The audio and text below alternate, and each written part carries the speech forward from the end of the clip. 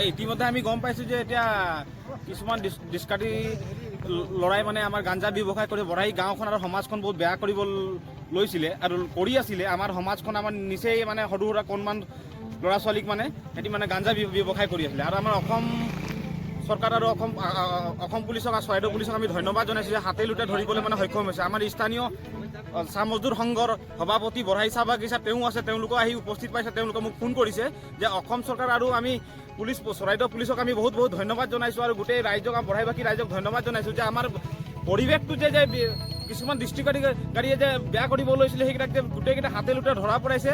সোণাৰী প্ৰশাসনক আমি বহুত বহুত ধন্যবাদ জনাইছোঁ। আমি সদায় সোণাৰী প্ৰশাসনৰ লগত আছোঁ, চৰাইদেউ প্ৰশাসনৰ লগত আছোঁ আৰু এনেকা দুষ্কৃতিকাৰীক আমি কঠোৰকৈ কঠোৰ শাস্তি দিবলৈ আমি অসম চৰকাৰ আৰু গৃহ বিভাগক আমি দাবী জনাইছোঁ।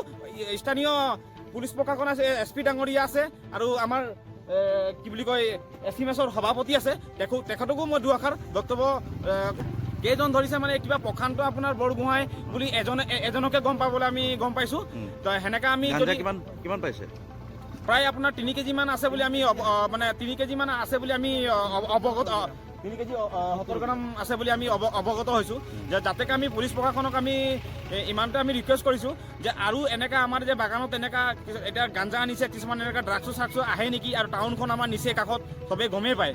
তো সেনেকৈ আৰু নেক্সট টাইম হ'ব নালাগে। আৰু অসম চৰকাৰ আৰু পুলিচ প্ৰশাসনক আমি অনুৰোধ কৰিছোঁ যে আৰু ধন্যবাদ জনাইছোঁ যে ইয়াত আহি পেলাই হাতে লোটে ধৰাৰ কাৰণে আমি বহুত বহুত ধন্যবাদ জনাইছোঁ। আৰু SP ছাৰক আৰু OC ছাৰক আমি বহুত বহুত ধন্যবাদ জনাইছোঁ আমি বঢ়াই বাকী ৰাইজ হিচাপে।